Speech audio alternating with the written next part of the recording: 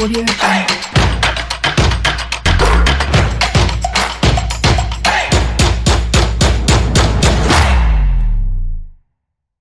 Salut à tous les footeux amoureux des infos européennes en matière du ballon rond sur le plateau. Ce vendredi, Franz Nunyama, le Kaiser d'Allemagne.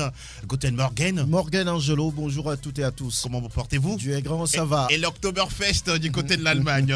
Ça se passe bien, j'espère. Oui, ça va. Ezequiel Aïataï, proprietario Il Calcio. Buongiorno. Bonjour Angelo, bonjour à tous. Vous allez bien? Ça va la Tranquille, forme. hein? Ça va. Comme Paolo Dybala, comme dirait quelqu'un. El Jefe de la Liga. Hola, Romeo Yeto. Hola Angelo, bonjour à tous. En pleine forme, hein? Je suis en forme. Merci beaucoup, on le sentira tout à l'heure. On attend la duchesse de la Ligue Conforama Fifi Asogbavi dans le studio, mais sans Niamey au menu de Plateau Foot Europe. Ligue européenne des champions, troisième journée qui relance le Real Madrid, Paris Saint-Germain, City, Barça, Bayern, tout proche des huitièmes de finale. C'est le sujet de la première partie. Focus sur Erling Haaland, cette nouvelle coqueluche du foot européen. On en parle dans l'émission. La deuxième évoque les majeurs avec les rencontres de championnat cette fin de semaine. En Allemagne, c'est le derby de la Ruhr. Et dans l'Hexagone, le classique Paris Saint-Germain, Olympique de Marseille. Puis nous terminons cette émission avec la rubrique question des auditeurs. PFE 593, mise en onde Anas PM. Et l'homme à devant s'occupe de la vidéo à retrouver sur radiosportfmtg.com. Je suis Angelo Folico aux commandes. Allez, zusammen, PFE, willkommen.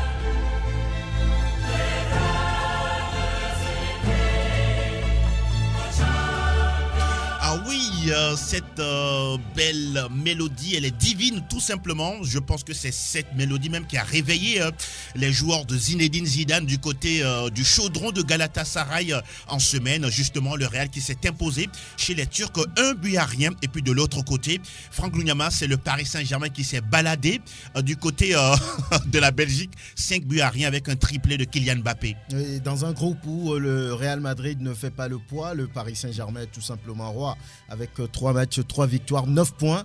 Donc le club parisien va certainement directement vers la qualification pour les huitièmes de finale. On le savait même avant le match que face à l'attaque, face à l'offensive parisienne, Bruges ne pouvait rien faire. Et même avec Krépin Diatta. Non, ça ne suffit pas. Donc ça s'est révélé sur le terrain, doublé de Mauro Icardi, triplé de Kylian Mbappé. C'était comme une lettre à la poste. Donc il n'y avait rien de surprise à dire dans ce match. Contrairement à l'autre match, moi je craignais pour le Real Madrid, oui, parce que ce club était, on va dire, dans les profondeurs du classement. Il y a quelques années, dans ce groupe-là, le Real devait marcher sur tout le monde. Oui. Ce n'est plus le cas. Donc ils ont réussi quelque chose, on va dire, un but Maoulolo là-bas au Télécom. Oui, vraiment, s'il ne marquait pas, c'était fini. Donc 1-0 dans ce brasier, je pense qu'il fallait le faire, et ça relance, vous l'avez dit, le Real. Roméo, cette réaction était attendue côté des Merengues. Hein? Oui,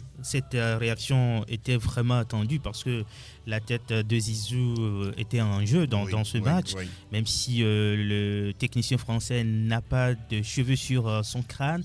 Il s'est arraché vraiment les cheveux pour pouvoir gagner ce match, parce que à la 18e minute, Toni Kroos qui marque le but, et puis c'est fini, le Real qui a défendu cet avantage jusqu'à la fin. C'est un match compliqué pour les Madrilènes. Je pense que cette victoire va donner quelques bouffées d'oxygène à cette équipe, parce que le groupe ne se retrouve pas. Le Real Madrid véritablement est dans une grosse difficulté. Maintenant, avec cette victoire, ça peut soulager un temps soit peu cette équipe.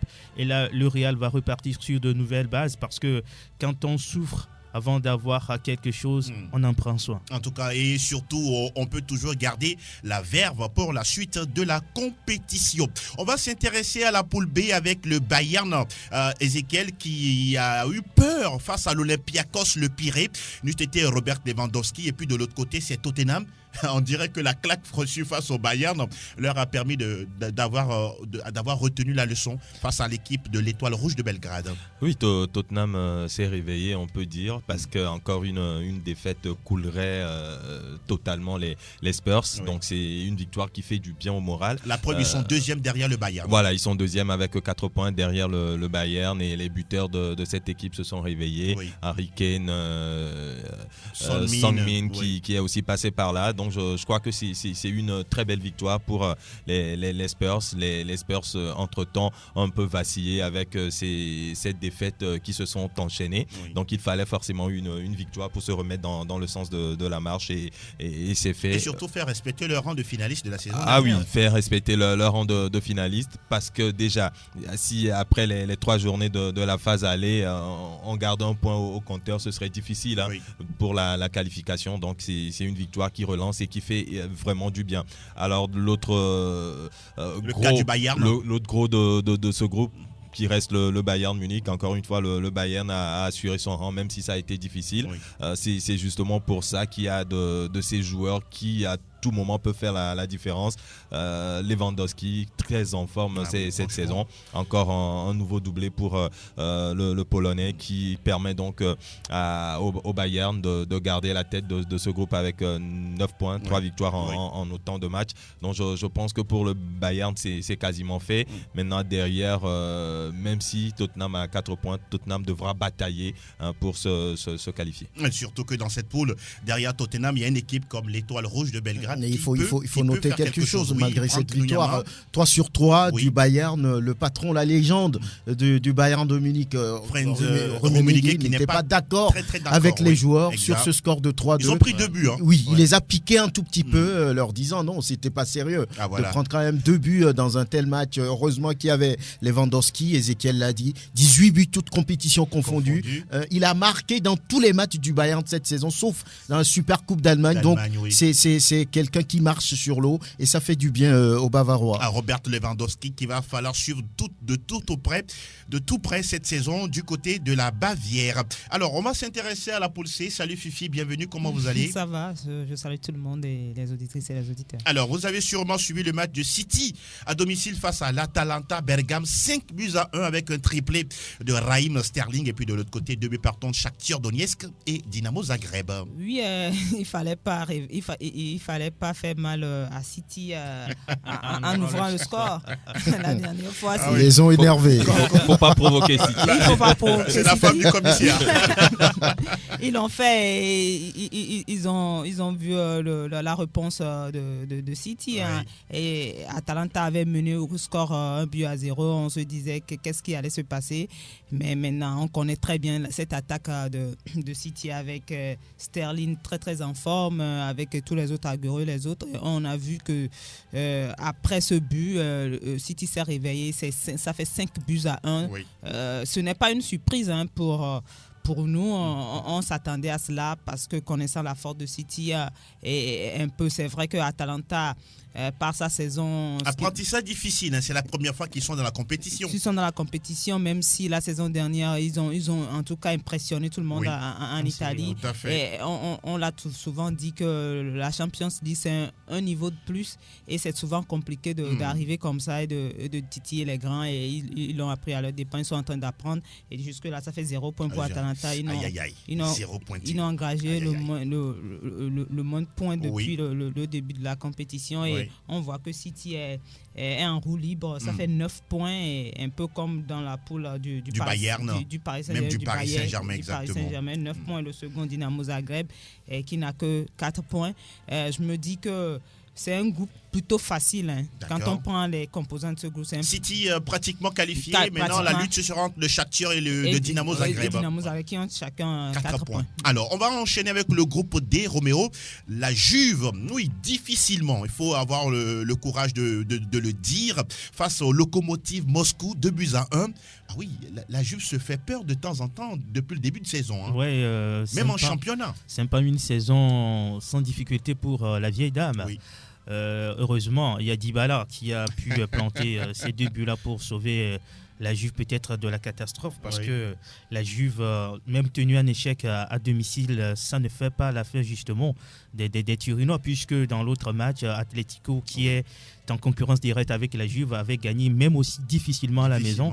C'est une poule apparemment costaud, parce que la Juve, Atlético et les 2 autres aussi, ça joue bien, parce qu'on n'a pas enregistré des scores assez fleuves dans ce groupe-là. Ça veut dire tout simplement que c'est un groupe très serré, et puis ça joue bien. Heureusement que les 2 qu'on attendait ont su tirer leur épingle du jeu. Franck Mougnama, heureusement du côté de la vieille dame, il n'y a pas une Cristiano-dépendance. Hein. Il y a quand même Dybala, Gonzalo Higuaín peut également faire la différence.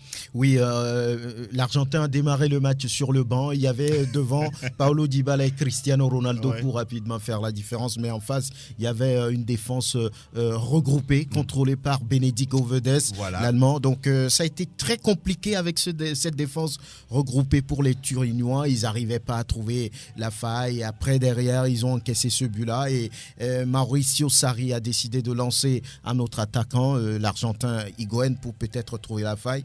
Mais à l'arrivée, il a fallu, on va dire, la vista d'un autre Argentin, Paulo Dybala, qui réalise le doublé pour sauver la Juventus à domicile, parce qu'un match nul, ce serait une défaite pour cette équipe. Donc, ils l'ont fait, et ouf pour les Bianconeri. Ah oui, en tout cas, ce ne serait pas de tout repos cette compétition pour les prétendants au titre. Justement, parlons de prétendants au titre. Liverpool est toujours dans la danse. Vous êtes en rouge, Fifi, je ne sais pas si c'est une coïncidence. Liverpool qui a battu le Racing Genk 4-1, avec toujours, Mané et Salah. Ils sont toujours là, décidément. Ils sont toujours là. On dirait Cristiano et Messi, quoi. Ils sont toujours là. Ils font du bien à Liverpool, à part le match, nul, une victoire étriquée face à Salzbourg, 4-3. Je crois qu'un match, en tout cas, qui nous avait fait beaucoup réfléchir. On se disait, est-ce que prendre 3 buts comme ça, quand on s'appelle Liverpool, c'était compliqué. Mais après, ils montrent quand même qu'ils sont là et qu'ils veulent aller jusqu'au bout, aller chercher également, pourquoi pas, cette qualification. Encore. Vous les voyez faire le doublé cette année? Moi, je pense que ce sera compliqué. Ce sera compliqué parce que ça n'arrive pas très souvent en Ligue des Champions, même si le Real l'a fait 3 fois de suite.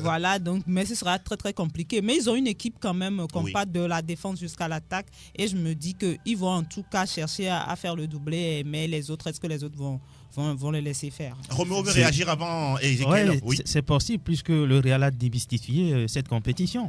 Avec cette équipe des Reds, je pense que Liverpool peut faire le doublé. L'essentiel, c'est de se sortir des poules d'abord. Coupe championnat. Oui, pourquoi pas.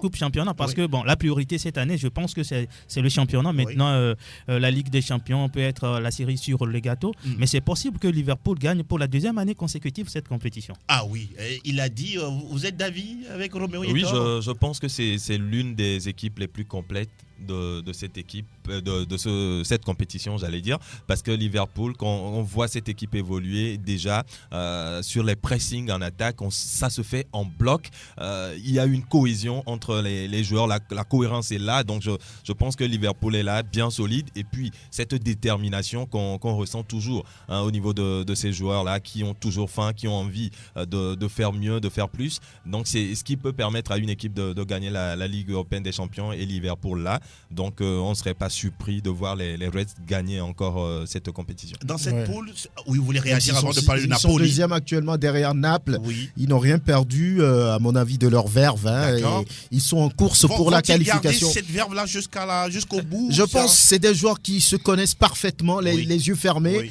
Oui. Salah sait où se trouve Mané, et ainsi de suite, Firmino et tous les autres. Donc, du moment où ils sont en passe de se sortir de ce groupe, tout est possible sur les matchs à élimination directe. Donc, Liverpool est candidat à sa propre succession. Oui. Les joueurs les plus utilisés dans cette équipe de Liverpool, je ne sais pas si je vais dire Dieu merci, sont des musulmans qui ne prennent pas de l'alcool. Ils ont une bonne hygiène de vie. Donc, c'est un facteur qui compte. Ah oui, l'alcool. Oui, mais en même temps, c'est vrai, ils sont. Mais en même temps, quand vous voyez cette saison Liverpool souffrir face à Salzbourg, face à Naples également, on se dit que face à United en championnat, en championnat, et là il y aura des grands, il y aura le Bayern, il y aura la Juventus et tout.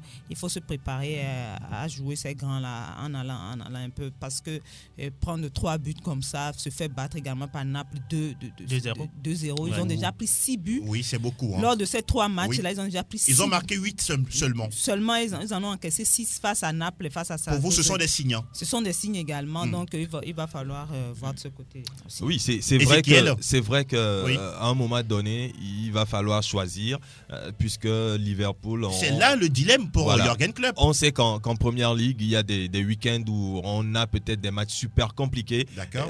Et dans la semaine enchaînée avec la Ligue européenne des champions. Sans oublier les coupes nationales. Voilà, donc c'est peut-être là où il va falloir faire des choix. Et peut-être Liverpool pourrait avoir des problèmes en faisant ces choix-là. Mais Liverpool a un groupe quand même pour pouvoir tenir. Oui, alors, je pense que Ezekiel a raison, puisqu'en championnat, ils n'ont pas à encaisser beaucoup de buts. On va parler de Naples, justement, que vous connaissez très très bien, qui a aussi souffert face à Salzbourg, parce que le score à l'arrivée, c'est 3-2. Oui, 3-2 pour le Napoli, mais je pense qu'en phase de groupe, l'essentiel, c'est de prendre les 3 points, peu importe la physionomie ou le déroulement de la rencontre. Oui. Ça ne sert à rien de flamber, de faire du spectacle, gagner par 5-0 et dans la semaine ou le week-end qui va suivre, avoir de gros soucis en championnat.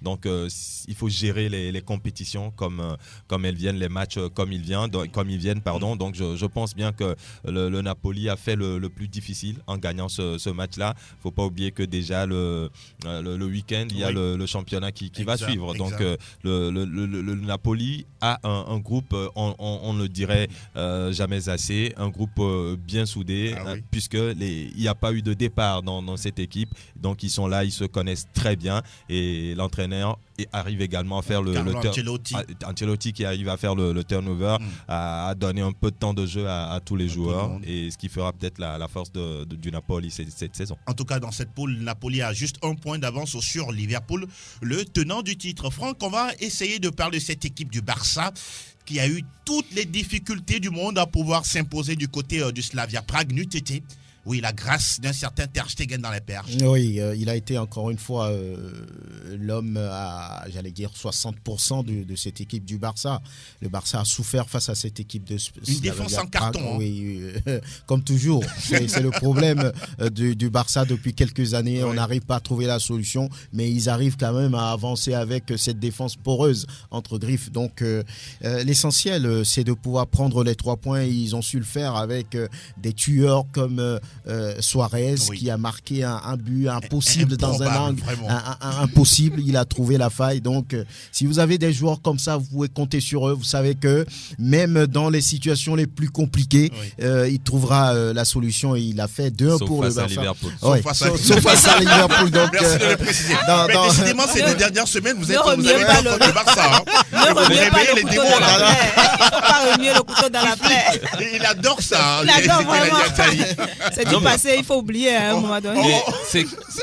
C'est quand même surprenant de voir cette équipe du FC Barcelone jouer. Mais comment les responsables n'arrivent pas à aller chercher les défenseurs pour avoir une équipe complète, équilibrée? Comment chaque saison, on mise plus sur l'attaque ou sur le milieu de terrain, mais le milieu offensif. Voilà, des milieux offensifs, pas des milieux récupérateurs en plus.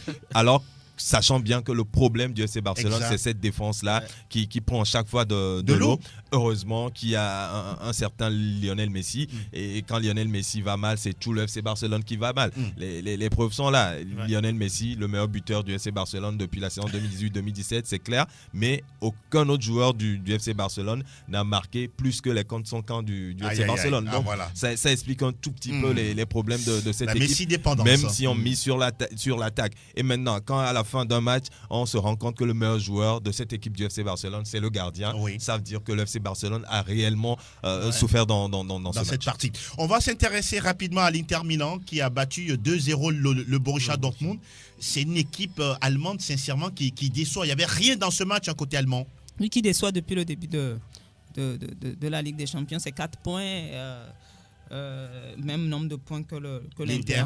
L'Inter. Mais en début de l'exercice, on disait que les 2 places seront réservées au Barça et puis à Dortmund.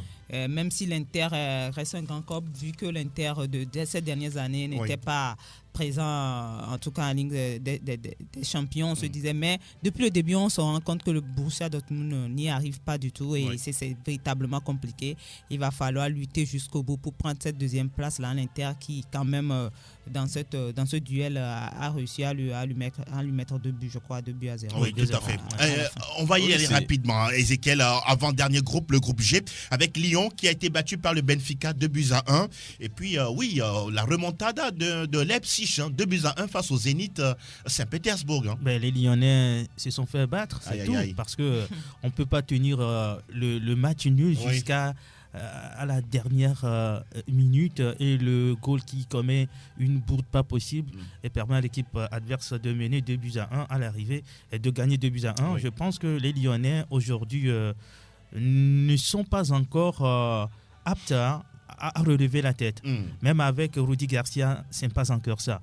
Ça va être compliqué pour les Lyonnais cette année. Je ne pense pas que cette équipe va pouvoir se qualifier pour les huitièmes de finale. Avec un jeu pareil, on ne peut pas. Ce qui est bizarre, c'est pratiquement la même équipe qu'on retrouve cette année, mais cette équipe un peu comme le Real Madrid, c'est ça. On comprend pas ce qui se passe, c'est ça. Pour le Real, c'est autre chose. C'est autre chose. Oui, c'est autre chose. C'est autre chose carrément parce que le Real est resté au haut niveau sur plusieurs années. Vous les voyez suffisants, les Lyonnais, dans le jeu? Un peu, parce qu'on ne voit pas cette envie, cette détermination d'aller au combat, de se tuer pour gagner un match. Ça manque à l'équipe lyonnaise cette année. Je crois que Lyon doit c'est quand même incroyable. Il n'arrive pas à rugir. Lorsque le doute s'installe, c'est difficile de s'en débarrasser. On le disait la dernière fois, Rudy Garcia n'a fait qu'une dizaine de jours avec ce club plongé totalement dans un doute. Et pour ressortir ce groupe-là du doute, il va falloir peut-être des semaines pour y arriver. Et là, sur ce match-là, c'est véritablement dommage pour le club lyonnais. Ce club-là, c'était à la portée quand même des hommes de Rudy Garcia, qui a fait une première mi-temps bizarre avec 4-3-3. Il a changé en 4-4-2. Il sort des joueurs qui n'ont pas convaincu. Il n'a pas confiance en certains joueurs. Bref, c'est un Lyon qui est en plein doute. Maintenant, lorsqu'on prend les statistiques de Rudy Garcia en Ligue des Champions, ça fait 21 matchs, 4 victoires. Donc là, il n'y a pas de surprise là-dessus. Ah là là, tout est dit. Mais déjà, on disait que le groupe là était abordable pour Lyon. Parce que quand on prend le groupe, c'est un groupe dans lequel Lyon devait... Il n'y a pas de gros cadors. Oui, il y a Leipzig que Lyon arrive quand même à battre en déplacement. C'est le problème de cette équipe. On ne comprend pas du tout. Son problème, c'est comme une équipe qui n'a plus d'âme. Tantôt les gens ont envie de jouer, tantôt les gens n'ont pas envie de jouer. Comment vous pouvez comprendre qu'ils aillent battre Leipzig en Allemagne? Ils reviennent à Benfica et puis ils se font battre comme cela. Peut-être il va falloir leur priver de salaire. Pourquoi pas? Peut-être à partir de réagir. Oui, allez-y. Parlons des matchs de Rudy Garcia. C'est vrai que ça fait peu de victoires, mais il faut aussi voir les clubs avec lesquels il participe à cette compétition. C'est Lille, la Roma. Donc et les victoires, c'est justement avec la Roma. Sinon, avec les clubs français, on sait que c'est toujours difficile. Compliqué. Justement, on a Lille qui participent à cette compétition. Même si on est, je ne sais pas, Mourinho ou on est Pep Guardiola et on vient avec cet effectif, forcément ce serait compliqué. Malheureusement, ce sont des équipes qui viennent souvent, on le dit, pour apprendre et qui participent peut-être à cette compétition chaque 4 ans. Mais c'est au moment de participer à la compétition. Mais Lyon n'est plus à ce niveau-là. Qu'on vend les meilleurs. Donc je pense qu'aujourd'hui, Lyon a des joueurs, oui, de bons joueurs, mais pas de très grands joueurs. Pour peut-être. C'est vrai que c'était face à une équipe Benfica, prenable de Benfica. Donc c'est un score qui doit faire mal. On pouvait quand même espérer un match nul dans cette rencontre. Malheureusement, Lopez a été malheureux. Ah oui, ça c'est la bourde incroyable de Lopez, mais bon, ça arrive au gardien, même au grand gardien. Champion d'Europe, il faut le préciser au passage, Anthony Lopez. Alors on va finir le tour de la Ligue des Champions avec la poule H, avec Lille qui fait 1-0 avec Valence, et puis derrière, ce magnifique match entre Chelsea et l'Ajax, et surtout l'Ajax qui n'y arrive pas à domicile. Mais c'est quoi le problème, Roméo? Mais comme toujours, à domicile, les Hollandais ont du mal à dérouler leur football, il va falloir changer de stade, quoi. C'est quand même je pense qu'ils prennent trop de plaisir à jouer. Oui. La gestion du match, c'est ils important. oublient d'être réalistes. Voilà, c'est important de gérer un match. À un moment donné, il ne faut pas jouer pour le plaisir, mais il faut jouer pour gagner. D'accord. Parce que face à Chelsea, qui est privé de recrutement l'hiver et puis l'été, tout ça là, mais Chelsea a su jouer avec son expérience. Certes, cette équipe... elle est aussi jeune, hein? Oui, elle est jeune, mais vous savez, le nom aussi parle parfois. L'Ajax, ça fait longtemps, l'Ajax n'a plus disputé cette compétition, même si l'année dernière, l'équipe a été en demi-finale. Mais Chelsea a joué avec beaucoup plus d'expérience et puis a surfé sur quelques hésitations. Est-ce que c'est parce que cette équipe de l'Ajax n'a pas de cadre, de leader? De cadre, je ne pense pas. Parce qu'ils se connaissent, ils ont évolué ensemble. Normalement, ça devrait passer. Maintenant, comme je le disais, c'est la gestion du match.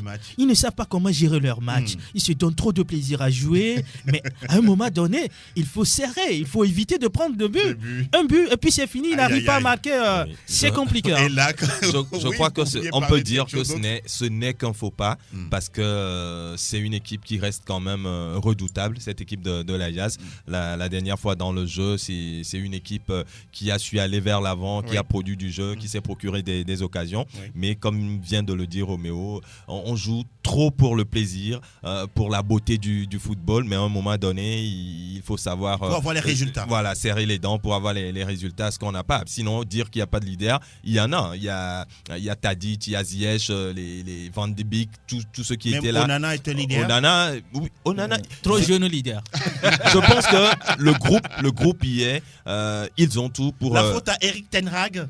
Non, je ne le pense pas, parce que la dernière fois, les occasions qui se sont procurées, c'est pas Ten Hag qui va les mettre au fond. Même le but de promesse, c'était limite. Oui, c'était limite. Mais bon, la VAR est toujours passée par là. Mais je pense que cet Ajax-là peut encore surprendre, peut encore aller très loin ça, c'est votre avis. Oui, ce n'est qu'un faux pas, ça peut arriver à tous les clubs. Regardez un peu la première journée de Chelsea. Chelsea a tout dominé contre Valence. Valence n'a même pas eu la moindre occasion. Et après, derrière, sur un coup franc, paf, on met le but et puis c'est parti. Chelsea a tout joué, mais à 0 point sur ce match. Je crois que c'est ce qui arrive à l'Ajax sur ce match-là. Ils ont joué, ils ont déroulé, ils se sont fait plaisir, mais à un moment donné, il va falloir être dur dans la tête et concrétiser les différentes actions qu'on se crée. C'est ce qui leur manque parfois dans un match de football. Et voilà, Chelsea s'en sort parfaitement et ça fait 6 points pour les deux. En tout cas, les deux sont toujours en tête de cette poule H. Et voilà, fini pour la Ligue européenne des champions, la 4e journée.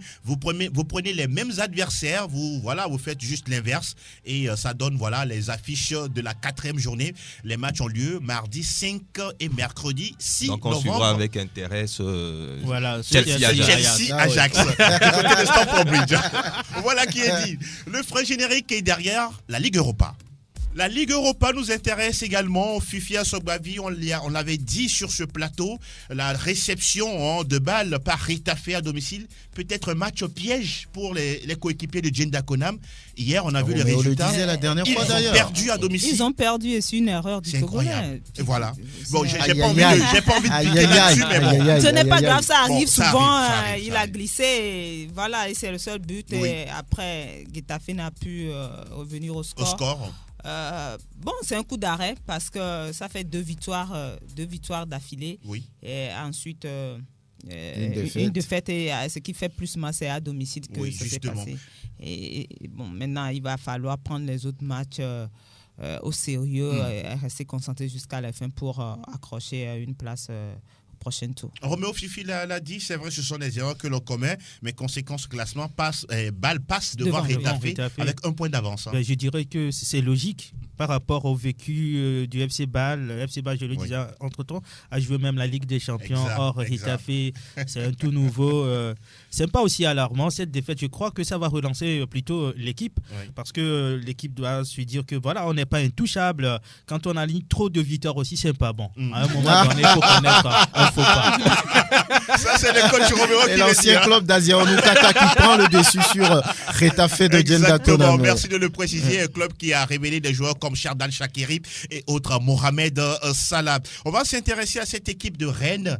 Ça ne va toujours pas à l'heure où nous parlons parce que il semblerait, je le mets au conditionnel comme quoi Julien Stéphane, voilà quoi, il est sur un siège plus ou moins éjectable. C'est lui qui était adulé. Oui, justement, il a remporté la Coupe de France avec Rennes. Le football, ça va très vite. C'est compliqué, hein. Ça va très vite. C'est compliqué pour lui, Franck Munyama. Olivier Le Temps l'a dit, il faut être solidaire plus que jamais pour que l'équipe retrouve, on va dire, son efficacité. Avant de vous laisser continuer, mais comment Mbaye Niang, un penalty, il le met à côté, mais c'est incroyable. Oui, mais ça n'arrive qu'aux joueurs. Ça n'arrive qu'aux joueurs. Ça n'arrive qu'aux joueurs. Mais bon, Sadio Mané a souvent l'occasion de dire je joue plus les penaltys. Ça ne peut pas s'expliquer. Ça ne peut pas s'expliquer. C'est un exercice qui est compliqué lorsque vous n'avez pas les nerfs, lorsque dans la tête au moment de tirer vous n'êtes pas équilibré. Mais ça peut arriver. Donc on a vu de très très grands joueurs, des super joueurs rater les penalty. Donc voilà. Messi même, Roberto Baggio à la Coupe du Monde 94. Socrates. Donc ils sont pleins à pouvoir rater un tel exercice. Maintenant à Rennes est dans une mauvaise passe. Julien Stéphane ne se retrouve plus. Même la direction sportive du club la dernière fois a fait une déclaration qui a complètement fragilisé l'entraîneur. Il a lui-même dit. Donc au-delà, le président du club Olivier Létang a dit il faut être solidaire pour que l'équipe puisse retrouver sa solidité, sa solidarité et sa verve. Vivement. Je pense que cette défaite de Rennes, on ne peut pas l'imputer en tout cas cette défaite face à Cluj, on ne peut pas l'imputer à Julien Stéphane. Selon vous? Oui, non mais déjà, à la 5e minute, il y avait eu un carton rouge pour Mendy qui est sorti. Et Kamavinga. Et c'est le jeune gardien de 16 ans qui était obligé de continuer. À la 46e minute, un autre carton rouge. On finit. Le deuxième, il est encore plus justifié parce que Kamavinga ne cherche pas le ballon, mais plutôt le pied de l'adversaire. Oui, mais si on joue à 9, plus d'une mi-temps. Déjà, dès la 5e minute, on joue à 10. Et la deuxième mi-temps, on joue à 9. Des arguments, non, mais c'est quand même compliqué. Qu'est-ce que l'entraîneur peut faire dans ce match? Ils perdent 1-0. Je pense même qu'ils peuvent dire Alléluia d'avoir perdu 1-0. Ils peuvent perdre plus que ça dans cette rencontre. En tout cas, Rennes qui, pour l'instant, dernier de cette poule emmené par la formation du Celtic Glasgow. Il y avait un magnifique match du côté de Celtic Park entre justement les Rangers et la Lazio Rome. Et justement, ce sont les hommes de Steven Gerrard qui se sont imposés 2-1. Fini Nicolas pour Pepe. Ah oui, merci de le dire. Arsenal a gagné Guimarães. Il a déçu plusieurs jours, mais là, hier, il lui fallait du temps, peut-être un peu de temps pour se là, c'est bon maintenant. Il a même démarré sur le banc. Il entre à la 75e minute. Même à 10 minutes de la fin, Arsenal était encore mené par 1-0 et un doublé de Pepe pour permettre les deux sur coup franc, c'est magnifique. De s'imposer. Quoi qu'on dise, même s'il décevait sur les matchs, c'est un joueur qui a beaucoup de potentiel. potentiel qui peut à tout moment délivrer son équipe et c'est ce qu'il a fait sur ce match-là. Peut-être ça peut lui redonner confiance et voilà de démarrer véritablement sa saison avec Arsenal. Dans la semaine, Patrice Evra avait parlé en bien de ce joueur. Parce qu'il dit que jouer en Angleterre, c'est pas facile, donc il faut donner un peu de temps à Nicolas Pepe qu'il a des qualités pour pouvoir réussir. Un pied gauche extraordinaire, surtout pour les gauchers. On va s'intéresser à ce jeune joueur, Erling Braut Haaland, qui joue du côté de Salzbourg. Il n'a que 19 ans, mais à l'heure où nous parlons, ce n'est pas Messi ni Cristiano Ronaldo qui sont les meilleurs buteurs de la Ligue des Champions. C'est Haaland, Fifi. C'est 6 buts, 6 buts marqués en 3 matchs. En 3 matchs.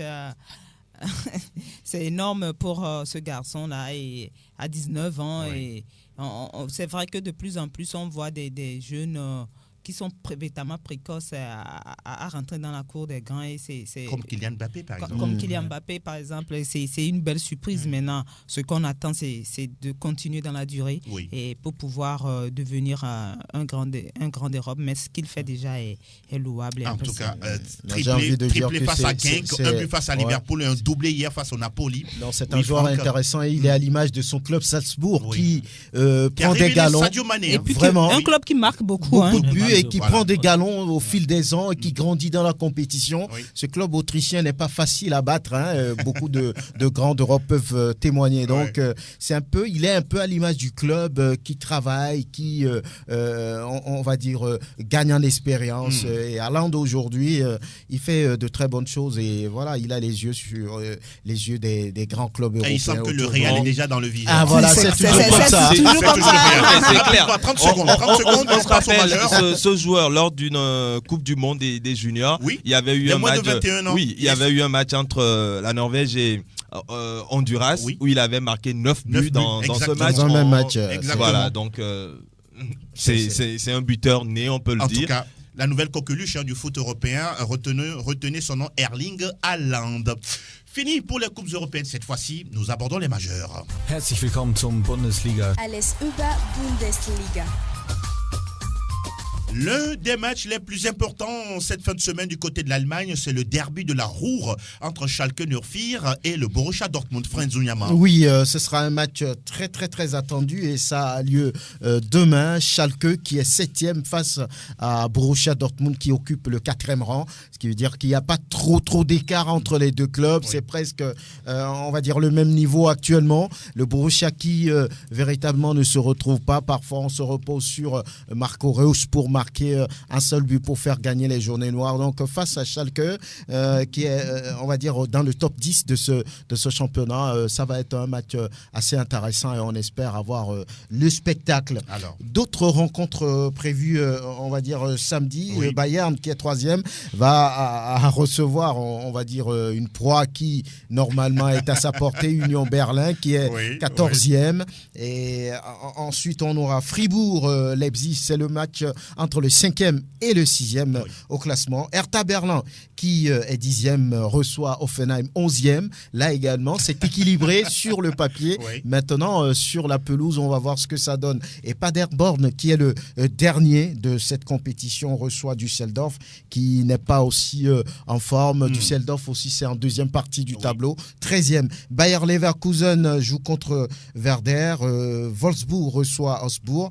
Mönchengladbach, qui est le surprenant leader de cette compétition, joue contre le 8e Francfort. Mais ça commence cette 9e journée dès ce soir avec le match entre Mayence et Cologne. Dankeschön, Herr Lunyama. Nous filons du côté où le drapeau est bleu-blanc-rouge. Monaco, le champion. Et quel spectacle pour une dernière victoire. 100% Ligue 1, Conforama. Lacazette réussit le sien. 28e but de la saison sous les couleurs de Lyon avant de quitter le club. Un classique, pas comme tous les jours, entre les Franciliens et les Phocéens. Match que vous nous recommandez du GES, Fifi? Bien sûr, c'est un classico. N'est-ce pas? Paris Saint-Germain, Olympique de Marseille. Paris Saint-Germain, Olympique de Marseille. C'est vrai que depuis un moment et depuis 2011, Marseille n'arrive plus à battre cette équipe du Paris Saint-Germain. Et c'est pourquoi on pense d'ailleurs que le niveau a un peu baissé ou que ce n'est véritablement plus un classico. Mais on connaît cette équipe de Marseille. Hein. Quoi qu'on dise, ça reste un grand d'Europe, un grand de France. Et oui. Marseille va vouloir... Un grand d'Europe avec le sourire. Regardez la vidéo de cette émission parce que Fifi, c'est pas tout le temps que ça arrive qu'elle dise ça. Donc, je crois que Marseille va vouloir en tout cas déranger cette équipe du Paris Saint-Germain au Parc des Princes, même si ce sera véritablement compliqué. Ne gagne pas la Ligue des Champions qui veut. Ezekiel, face à Roméo Yetor, vous voyez quel score dans ce match-là, Roméo 2-2. Ezekiel? Je vois une victoire du PSG 3-1. Marseille n'a pas les armes pour jouer face au Paris Saint-Germain. Vous prédisez une défaite? Oui, bon, je veux dire que Marseille va perdre. Maintenant, ça reste un match de football. Ouais. Lorsque j'écoute un ancien de la maison parisien, Pedro Miguel Paoletta, qui dit « ça ne ressemble jamais à aucun match de la Ligue 1 française. C'est un classico, même si Marseille aujourd'hui ne va pas bien.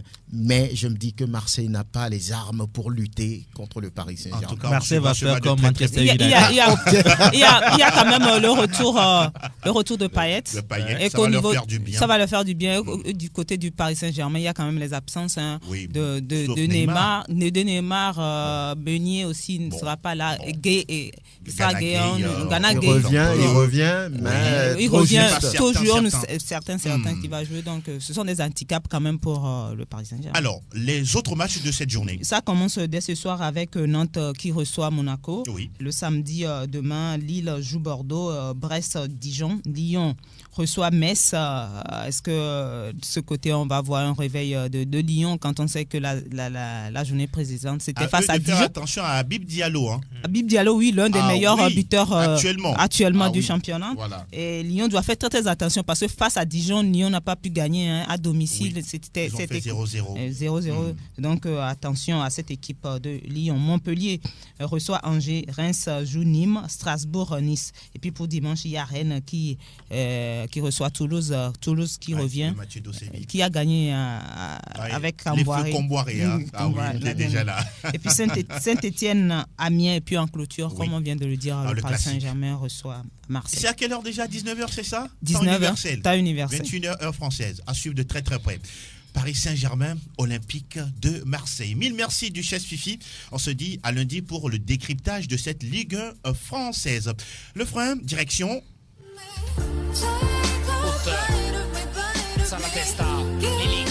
Tutto Calcio Italia.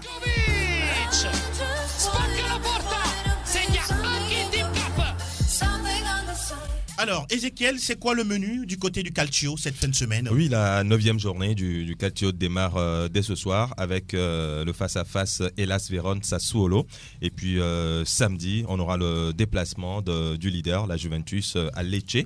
On suivra ce match intéressant entre l'Inter Milan et Parme. Parme actuellement 9e. Parme de Gervinho. Oui, de Gervinho qui arrive quand même à déranger les grands. Donc on suivra le match de l'Inter avec Conte qui est aujourd'hui l'homme providentiel de cette équipe. Je dirais même le meilleur joueur de l'Inter Milan, c'est Conte. Donc on verra bien. Conte qui est plus payé que Sarri et Ancelotti réunis. Ça se comprend. Donc imaginez ce que c'est. Voilà, donc on suivra avec attention ce match. Et puis Genoa Brescia, les 3 matchs de ce samedi. Dimanche, Bologne reçoit la Samp. Spal Ferrara accueille le Napoli. Udinese sera sur la pelouse de l'Atalanta Bergame, qui va mal en Champions League, mais qui va bien en championnat. Torino Cagliari, le gros match de cette journée sera entre la Roma et le Milan AC. Puis en clôture de cette journée, le déplacement de la Lazio sur la pelouse de la Fiorentina. Des nouvelles de Brescia, je ne sais pas si vous avez déjà parlé de l'équipe de Mario Balotelli. Oui, l'équipe de Mario Brescia joue contre Fiorentina. D'accord. Non, l'équipe de Brescia. Brescia, la 9e journée. Oui. Je me perds dans mon papier. Brescia joue face à Genoa. Ah, Genoa. Voilà. Mais ça va être un match aussi intéressant avec le Genoa, même si, voilà quoi.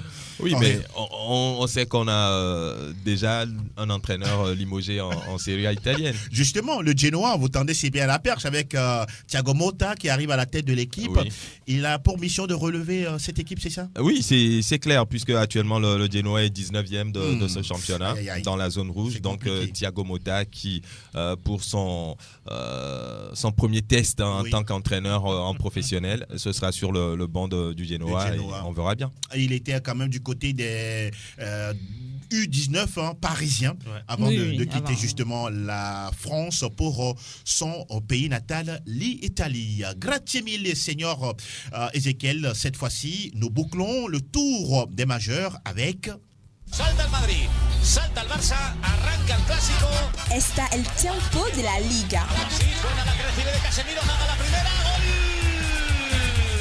C'est pas encore la fin, sinon les amoureux de Première Ligue vont nous en vouloir. On va d'abord parler de la Liga et il n'y a pas de classico. Normalement, c'était prévu ce week-end, ce show match, mais bon, il n'y aura pas de classico, Roméo. C'est comme si la planète foot est en deuil. Oh là là là là là là. Il y a le classico en France. Ça, c'est le mini classico. Voilà. Donc, ce classico t'as attendu reporté au 18 décembre par la Fédération espagnole de football, ce que la Ligue professionnelle n'a pas du tout aimé. Elle a déjà déposé... elle a fait appel justement de cette décision de la fédération. On attend de voir puisque il y a un souci de calendrier. Le 18, il y aura la Copa del Rey. Or, il faut également avoir droit TV. Exact. Et si on programmait les deux matchs là au même moment, donc la Ligue ne se fait pas assez dessous, quoi. Donc l'affaire là n'est pas encore terminée. Sans commentaire. Donc les deux cadres espagnols ne jouent pas ce week-end. Voilà. Alors déjà ce vendredi, en ouverture de cette 10e journée, Villarreal reçoit Alaves. Demain samedi, Mallorca est en déplacement chez Leganés. Valladolid reçoit Eibar. Atlético Madrid joue contre Athletic Bilbao, le choc des Athlétiques. Oui. Et le dimanche, Celta Vigo joue contre la Real Sociedad. Grenade qui a l'occasion peut-être de passer devant, d'occuper la première place en cas de victoire sur Betis Séville. Oui. Levante joue contre Espanyol Barcelone. Le FC Séville reçoit Getafe. Osasuna contre Valence. Ah oui, Séville, Getafe. Oui, ça va promet, jouer. Hein. Ouais, Séville, Getafe. C'est une très belle affiche. Ah oui, à suivre de très très près. On n'a près. pas Real, Barça, mais on a Séville. Séville, Getafe. Gracias, Seigneur Yeter. Cette fois-ci, c'est bon. On boucle avec. English Premier League News. Le 10e chapitre du championnat le plus suivi au monde. Justement, nous parlons de la Première Ligue avec déjà ce vendredi le face-à-face Southampton-Leicester City. Leicester, messieurs, dames, actuel 3e de Première Ligue. Avec un Jamie Vardy retrouvé. Oui, ça promet. Ça rappelle de bons moments. De bons moments à l'instant. Voilà, quoi. L'équipe reste sur une très belle dynamique. Exactement. Et je pense que ce match face à Southampton risque de tourner à l'avantage des Foxes, parce qu'ils sont vraiment dans une dynamique de victoire depuis le début de la saison. Ils n'ont peur de personne. Et on verra bien ce que cette rencontre va donner. C'est une équipe très solide de Leicester cette saison. Même la défaite face à Liverpool, c'était une défaite malheureuse. Arraché par un coup du sort. Sinon, c'était. Donc, c'est un Leicester qui est en train de faire une bonne saison. En tout cas, un bon début de saison.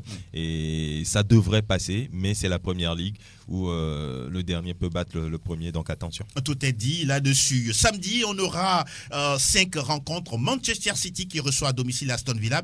Everton se déplace du côté de Brighton. Watford reçoit Bournemouth. Sheffield United face à West Ham United. Et puis Burnley accueille Chelsea. Dimanche, on aura 4 rencontres dont Newcastle Wolverhampton, Liverpool Tottenham.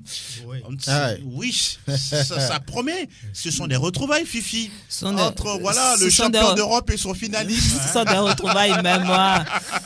Je vois plus Liverpool que Tottenham. Parce que quand on voit, c'est vrai que Liverpool peut peut-être avoir sa première défaite cette saison. C'est possible également.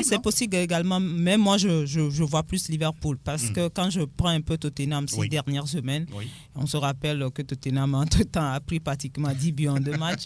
Et c'est vrai que la dernière fois, l'efficacité a été retrouvée. Oui. Oui, mais Liverpool est tellement en forme en Première Ligue cette saison, aucune défaite jusque-là, que je ne vois pas à domicile ce qui l'arrêterait. En tout cas, on suivra ce match de très très près. Norwich City accueille Manchester United et puis en clôture, Arsenal va jouer face à Crystal Palace pour un petit derby de Londres.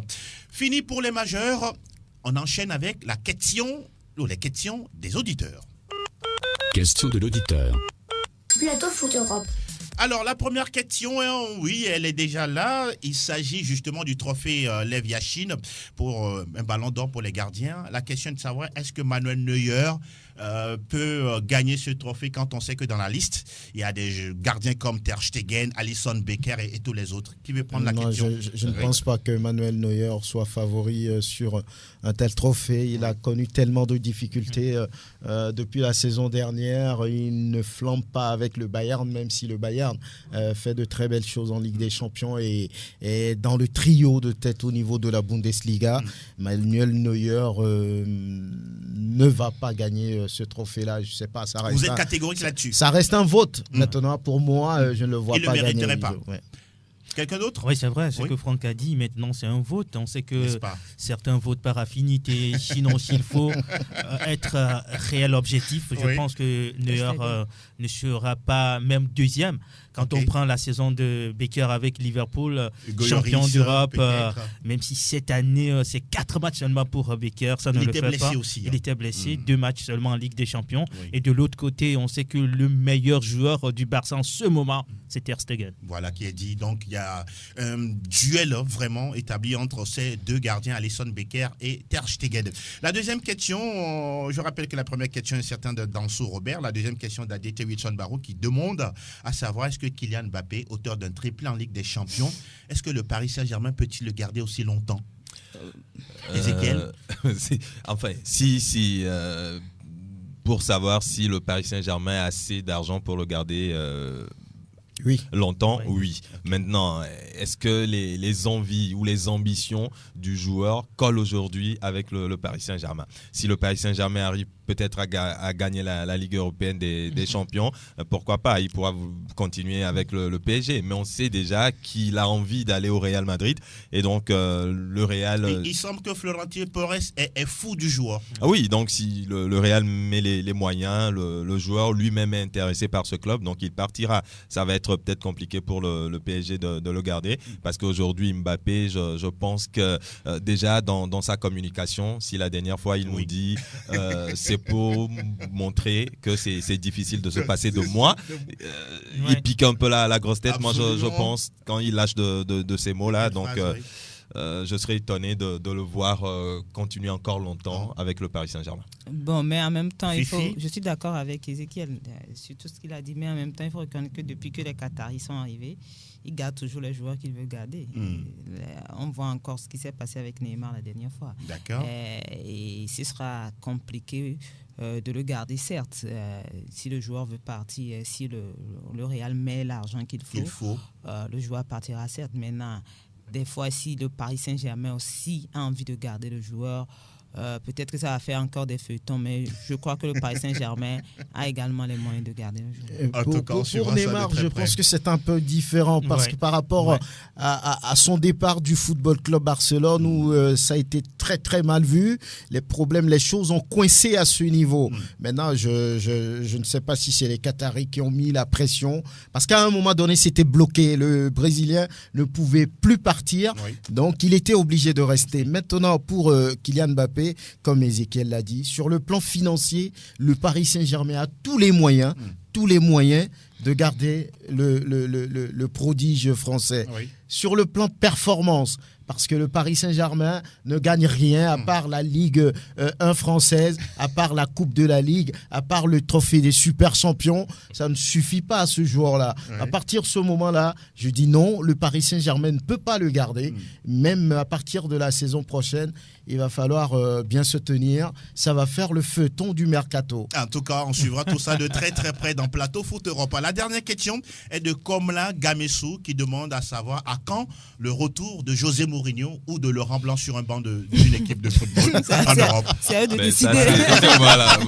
C'est à eux de décider. Parce que même Laurent Blanc a eu... Mourinho a eu une proposition en Ligue 1 cette saison. Lyon, il a refusé. Il a dit non catégoriquement. Il n'a pas répondu. Voilà, donc je crois bien que c'est à eux de décider.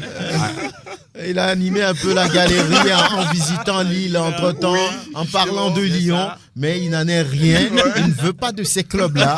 Laurent Blanc également veut un club de standing. Il veut par exemple l'Inter, il veut par exemple la Juve, il veut par exemple Manchester. Donc en France, il dit qu'il a tout donné, donc il n'a plus rien à démontrer. Surtout quand on entraîne le Paris Saint-Germain, se retrouver après à entraîner peut-être Lille. Rennes, c'est même pas bon. Supposons que Mourinho arrive aujourd'hui à la tête de Lyon. Il ne pourra pas avoir tous les joueurs qu'il veut. Mais on connaît un peu l'exigence de cet entraîneur. Comptez par exemple quand il est arrivé à l'Inter, tous les joueurs qu'il a voulu, il les a eus. À l'exception de Dean Dzeko. Sinon tous les autres, Godin, Barella, Sensi, voilà. Vraiment, donc parce que même lui, le club peut vouloir mettre l'argent sur la table, mais les joueurs peuvent refuser de venir. Voilà, ils n'auront pas envie de jouer à Lyon. Donc, comme le cas de et puis Laurent Blanc, il n'a pas fini de vider ses comptes. Il est parti de Paris avec 22 millions d'euros. Ah, mais c'est beaucoup d'argent. Il a de quoi faire la fête. Ézéchiel, vous gardez le micro pour les dédicaces, les salutations ordinaires aux uns aux autres. Oui, j'ai fait une petite partie de foot ce matin. Oui. Donc, je vais dire bonjour avant d'arriver à l'émission. Donc je vais dire bonjour à ceux avec qui j'ai joué ce matin. Intéressant. Danga et Témé Adoté, Vincent, Joujou, Arouan, Keke, Fofo, Papé, Coco et Marc. Bonjour à vous. Merci beaucoup. Ça fait du bien d'avoir de la forme ce matin. Alors, Roméo? Alors, mes salutations iront à Pascal Sévon à Thiviers, Fabre au Ghana, Jidas Adewi, adjudant-chef Yérimon, à Adiara qui nous suit à Goué Zongo. Et Franck Lonyama. Voilà. Oui, Roméo a parlé d'adjudant-chef. Moi, je parlerai d'un brigadier qui est un inconditionnel. Le brigadier Sim Lioa, bonjour, et à tous ses collaborateurs. Et puis, c'est l'occasion quand même de féliciter tous les journalistes de Sport FM. Hier, il y avait un événement majeur, la reconnaissance au niveau du gouvernement de ce qu'abat Radio Sport FM comme boulot. Oui. Donc, félicitations à tous ceux qui travaillent ici, à tous ceux qui viennent nous soutenir, comme Fifi d'ailleurs. Donc c'est grâce à eux tous que cette reconnaissance a été faite. Donc félicitations encore une fois, et surtout la grande félicitation à celui qui a pensé, l'honorable Joseph Tiko Akoda, pour avoir mis en place cet instrument. Et félicitations à tout le monde, la supervision, la direction. Voilà, qui permet à nous tous de vivre notre rêve, etc., etc.